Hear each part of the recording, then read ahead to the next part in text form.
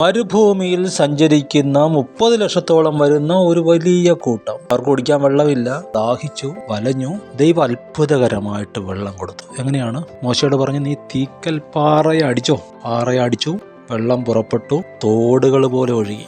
കുറച്ചു കഴിഞ്ഞപ്പോൾ ഈ ജനം പറയാണ്, അവൻ പാറയടിച്ചു, വെള്ളം പുറപ്പെട്ടു, തോടുകളും കവിഞ്ഞൊഴുകി. സത്യം തന്നെ. എന്നാൽ അപ്പം കൂടെ തരാൻ അവന് കഴിയുമോ? തന്റെ ജനത്തിന് അവൻ മാംസം വരുത്തി കൊടുക്കുമോ? വചനം പറയുന്നു, യഹോവ അത് കേട്ട് കോപിച്ചു, യാക്കോബിന്റെ നേരെ തീ ജ്വലിച്ചു, ഇസ്രയേലിന്റെ നേരെ കോപം പൊങ്ങി. ശരിയല്ലേ? ദൈവത്തിന്റെ ഭാഗത്ത് എത്രയോ ന്യായമുണ്ട്. ആ മരുഭൂമിയിൽ തീക്കൽപ്പാറയെന്ന് വെള്ളം തന്നിട്ടപ്പോൾ അത് മേടിച്ച് കുടിച്ച് ആ അത്ഭുതത്തെ ഓർത്ത് സ്തുതിച്ച് അന്നത്തെ ദിവസം കഴിക്കണ്ടേ? പിന്നെ നീ കൊതിക്ക് അപ്പം ചോദിക്കാമോ? ഇറച്ചി ചോദിക്കാമോ? വിശപ്പിന് ചോദിക്കുന്നതും കൊതിക്ക് ചോദിക്കുന്നതിനും രണ്ടല്ലേ? നമുക്ക് ദൈവത്തോട് നന്ദിയുള്ളവരായിരിക്കും. അത്ഭുതങ്ങളെ ഓർത്ത് സ്തോത്രം ചെയ്യാം. ഇനിയൊരു അവിശ്വാസത്തിന്റെ വർത്താനം നമ്മുടെ നാവിൽ നിന്ന് വരരുത്.